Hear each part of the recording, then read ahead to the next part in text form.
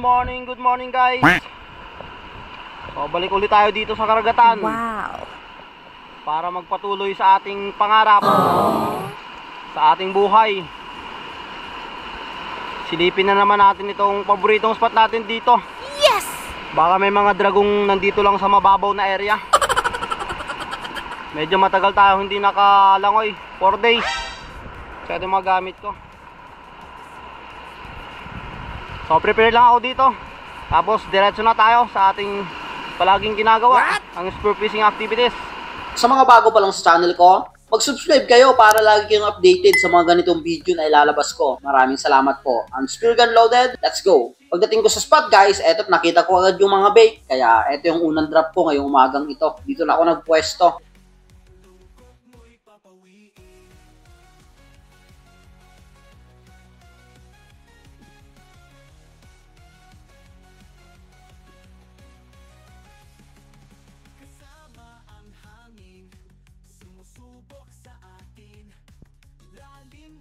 Kaya lang mukhang walang nag-hunt dito sa spot na to. Kaya umangat muna ako dito, hindi na ako nagtagal sa unang dive natin. Pag-urong ko dito sa malalim guys, eto nakita ko dito yung mga slender unicorn. Ang dami nila. Kaya dive ulit tayo. Baka sakaling magpahuli itong mga slender unicorn.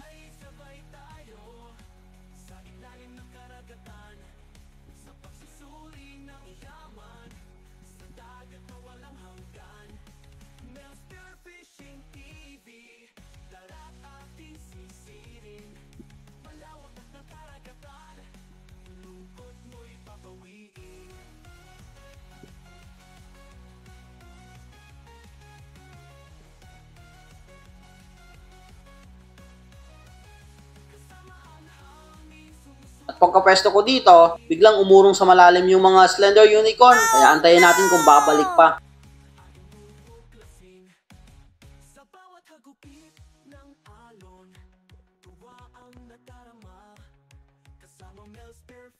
A couple of seconds ang paghihintay dito sa ilalim ng karagatan. Eto at nandito na yung mga grupo. Yes!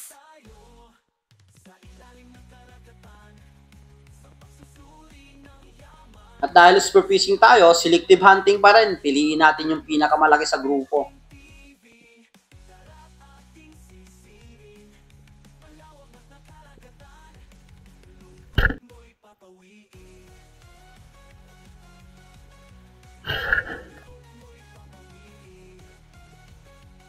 At eto yung naging unang isda natin ngayong araw na ito. Isang slender unicorn. Ang slender unicorn is isa sa pinakamasarap inihaw dito sa probinsya namin. Hi! Unang isda natin, isang slender unicorn. Sana magpahuli yung mga kasama. Ang oras natin alas 10. Maaga na tayo nakadive. Okay mo to, mga 1 kilot kalahati. Thank you Lord. At dahil nandito lang naman yung mga slender unicorn guys, hindi na ako umalis dito sa spot. Palipat-lipat lang ako ng dinadapaan sa ilalim para hindi tayo masyadong mahalata.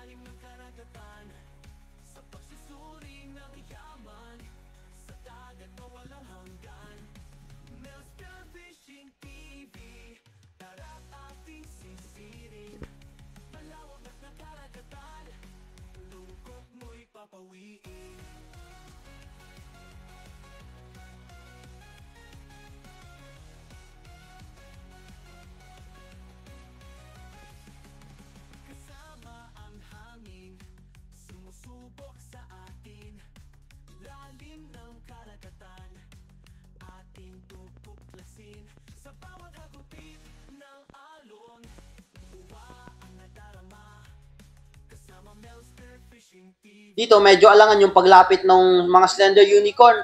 Buti na lang may nakita akong napakagandang isda. Wow!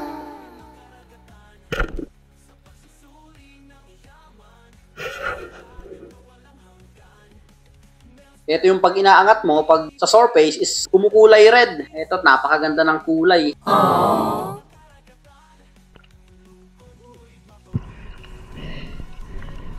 Nalangan akong tirahan yung slender unicorn. Buti lang lumapat itong first class na isda. Ito yung napakasarap na isda guys. Yan nyo, pag inaahon siya is pulang pula. Ito is pang malalim na isda to guys.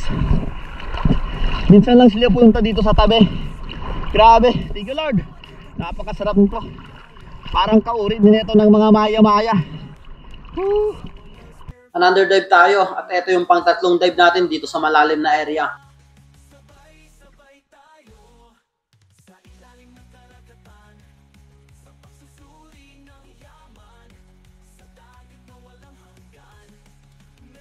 Pagkapwesto ko dito, nag-aabang naman ako ng mga ibang isda, kaya matagal akong tumira ng slender unicorn. Kaso nga lang, wala talaga nagpapakita, gaya ng mga tangige, o mga mamsa, mga dog tutuna. Kaya tsaga lang muna tayo dito sa mga slender unicorn. Goods na rin to pag nakahuli bawa ahon. Wow.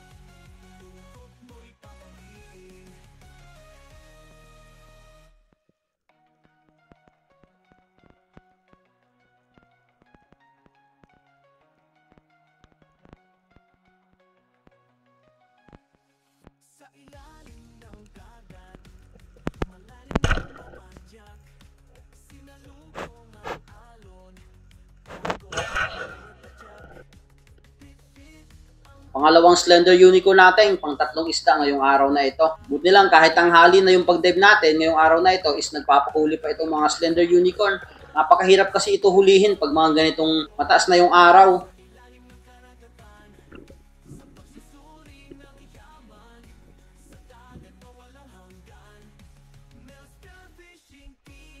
Yung nag-harvest ako nito is malalaki. Yung sa previous video natin, halos yung pinakamalaki is magti-3 kilo na. Kaya another dive tayo. Dito pa rin, paiba-iba lang ako ng pwesto. At eto, sinasalubong na ako ng mga slender unicorn dito. Wow.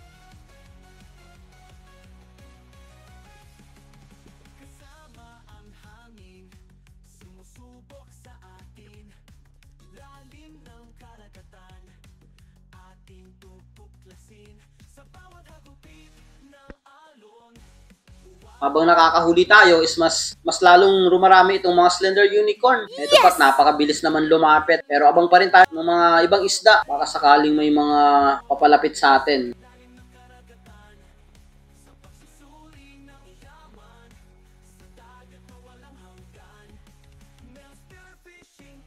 Kaya lang, wala talaga. Kaya kuha ulit tayo ng slender unicorn.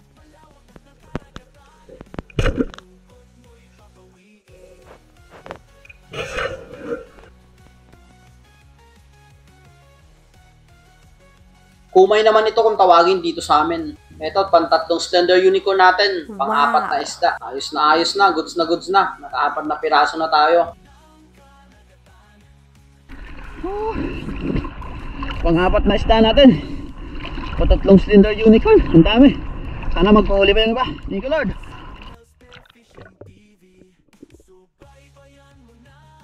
Kaya balik ulit tayo dito sa ilalim ng karagatan. Baka sakaling may magpakita ng ibang isda.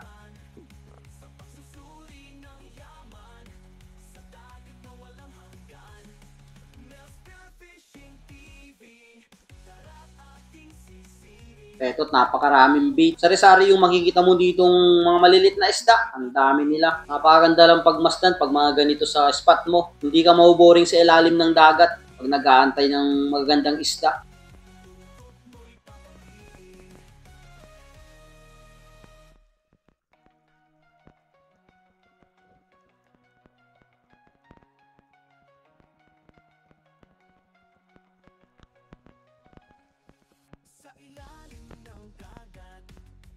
At dahil wala namang lumalapit na ibang isda, kuha ulit tayo ng slender unicorn. Harvest muna tayo ng slender unicorn. Gawang matagal na din tayo hindi nakaka-harvest ng mga ganito. Pera na rin to pag nabenta natin, pag nakarami tayo. Wow. Ito napakagandang pagmasdan na itong mga angel fish. Ang dami nila, grabe.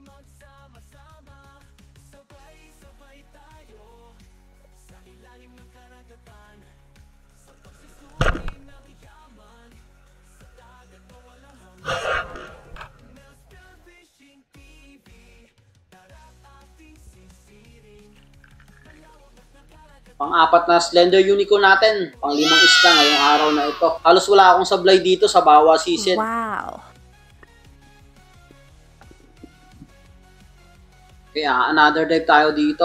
Pag mga ganito guys na nagpapahuli talaga yung mga slender unicorn, humuhuli talaga ako gawang minsan lang magpahuli to sa isang taon. Kaya pag nakachamba ka na pag dive mo sa isang spot is nagpapahuli sila is naghuhuli talaga ako.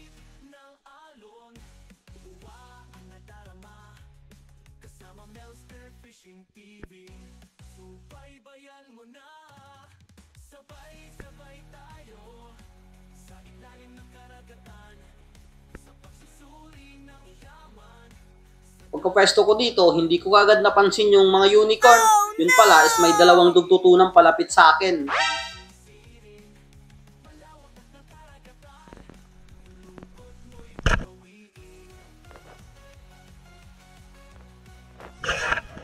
Kaya lang, napakababaw yung aiming ko dun sa isda. Ayun tuloy, napunit. Sayang. Kaya another dive tayo ulit.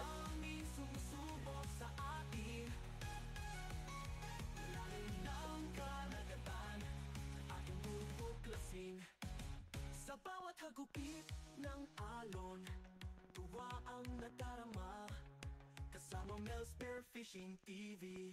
Subaybayan mo na, sabay-sabay tayo, sa ilalim ng karagatan. At eto't hindi pa ako nakakatagal dito, lumapit ka agad sa akin itong mga slender unicorn. Ang amo talaga ngayon. No? Buti na lang, natsempohan natin na magpakuha itong mga slender unicorn kahit tanghali na tayo nag-dive.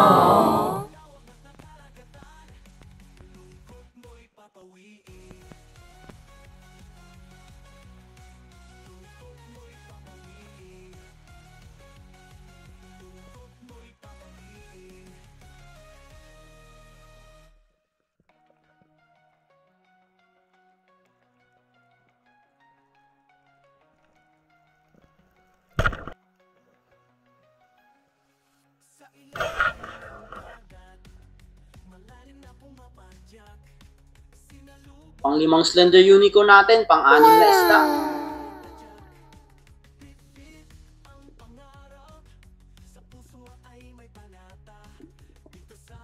Ito mga ganitong size is nasa 1.4 na rin, kaya goods na size na hulihin. Pero mas maganda sana kung yung mga 2 kilo yung nahuhuli ko dito. Kaya isama na natin to sa mga nahuli natin. Dahil mabigat na to sa bewang ko, ilalagay ko muna to sa may coral, sisabit lang. Ito't naka-5 unicorn na tayo at isang yung maya-maya. Kaya lagay muna natin to sa corals, yung hindi mawawala. Mabigat na kasi pag nagda-dive pa ako.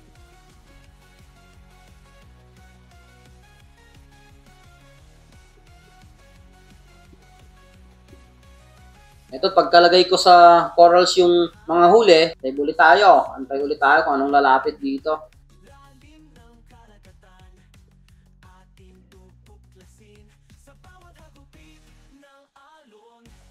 Ngunit pagbalik ko dito sa spot guys, biglang nawala yung mga slender unicorn. Hindi ko na nakita. Mukhang nabulabog na natin yung mga slender unicorn.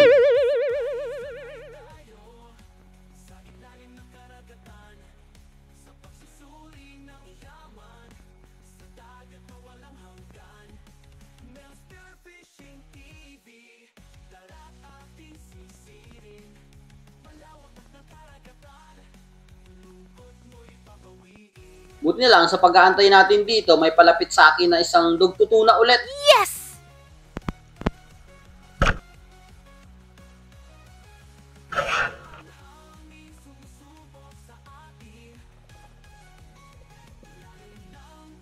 Buti na lang, dito sa dugtutuna na to, is napaganda yung patama ko. Hindi gaya nung naunang dugtutuna, nung nakawala. Ito is mas maliit dun sa naunang tinira ko. Siguro yung unang tinira ko is nasa 3 kilo. Ito is nasa 1.5 kilogram on scale lang. Pero ayos na rin.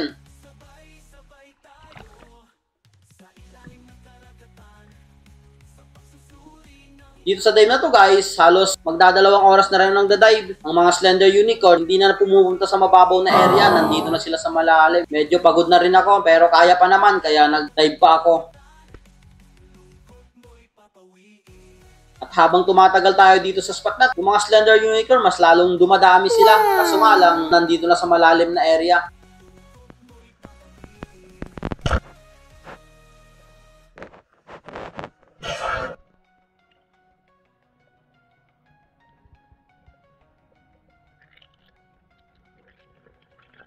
Ito yung naging pang-anim na slender unicorn natin.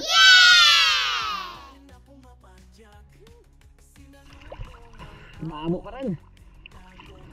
Alas 12 na. Try pa tayo ng isa. Baka magpapahuli pa. Medyo malalim na. Nandito na sila sa malalim. Pero okay lang. Yun na naman yung isda natin eh. Iniwan. Try pa tayo ng isa.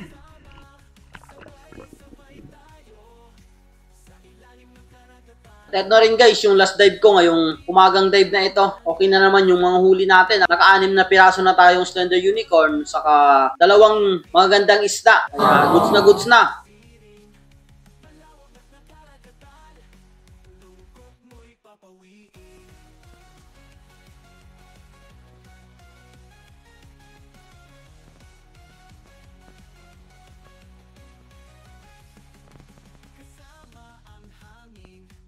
Sumusubok sa atin, lalim ng karagatan, ating tutuklasin. Sa bawat hagupit ng alon, uwa ang nadarama, kasama Melster Fishing TV. Subaybayan mo na, sabay-sabay tayo, sa ilalim ng karagatan, sa pagsasabing ng yaman, sa dagat na walang hanggan. Melster Fishing TV. Okay na to. Uwi na tayo. Naka 8 piraso na tayo. 8 siyam. Ay, thank you Lord. Okay na to. Uwi ba? Malayo pa yung lalangoy natin. Doon pa oh. Nakaupo tayo dito. Yun yung paboritong spot natin doon sa ano, tapat nun. May satellite. Okay. At eto yung naging pang-7 slender unicorn natin. At isang dugtutuna, saka isang yung maya-maya. Bali naka-siyam tayong piraso na isda. Ayos na ayos na. Kaya kunin natin yung isdang sinabit natin kanina sa may corals para makauwi na rin tayo. Shoutout nga pala kay Tingala Family, Pablo Alaw, Anthony Macanang, Teo Bong, Harabi Family, Rex TV Adventure, Joel Ranas, Gregorio Micael Obsiana, Ingat, Rendic TV, Riano Family, Urbano Family, Leonardo Mejorada, Bong Machiti Vlog, Jonathan Andicoy, Pancho Pantino, Rapi Bantilan, Rosana Villahermosa, Bea Lopez, Infinite Outer Quest, Greek TV, Jelen Binagen, RRKSA, Boy Dave Susalo, Marlon Hamisola, Johnny Haistin, Noel Kailan, Ani Rosal, Duarte Salvacion, Pablo Alaw, Arnolfo Travel Adventure, Fernando Lacasandili, Justado Oraya, Gonzales Family, Rodolfo Family, Regin, Hershey, Hinisi Family, Mabahin Family, Jupiter, Kayadong Family, Cesar Abling, Pista Adventure, Justin Paigmani, Pamiñano Family, Dennis De La Cruz, Kabuloy Vlog TV, Manang Hilaw, Gay Marlos Uranias, Jay Samar, John Vincent Eliagas, Jonathan Mahinay, Robel Rigio, Jason Mingo, Nexon Edson, Pick and Let, Bombay Cardovilla, Aldrin Encio, Ronald Gregorio, Deep City SF, Frederick Tirado, Bugs TV, Jose Tabuena, Doug's Fishing Adventure, Jonathan, Mahinay Family, Patrick Pahalya, Muntila Family, Nitan Gerta, Morgan Family, Kay Eric, Charlie Baisa, Misias Family, Resan Rodillo, Pons Family, Disulog Family. Maraming salamat po sa inyong lahat. Ayun guys, kaahon ko lang. May blessing pa rin tayo. Puro slender unicorn. May isang itong ano, yung pang malalim na isda to, yung mini ano, sa pamingwit na huhuli. Pangalawang isda natin. Saka puro slender unicorn na. Ayos na rin. Kahit tanghali na yung dive ko kanina, okay na rin. Hindi yung malalaking unicorn. Yung sa previous video natin, nag 2.7 yung isa. Ito mga lampas lang 1 kilo to. Ito mga ganito kalaki, halos mga parehas lang ng size. Okay na rin, nakasiyam tayong piraso. 6 na slender unicorn. 2, 4, 6 2, 7 pala, saka dalawang itong ayos na rin. So benta natin to, itong mga isda. Malaki itong ano, mga 1 kalahating kilo siguro to. Bihira lang to mga huli sa pamana. Gawang napakalalim na isda to. Itong ganito. Halos family siya ng maya-maya. Ayun. Alright.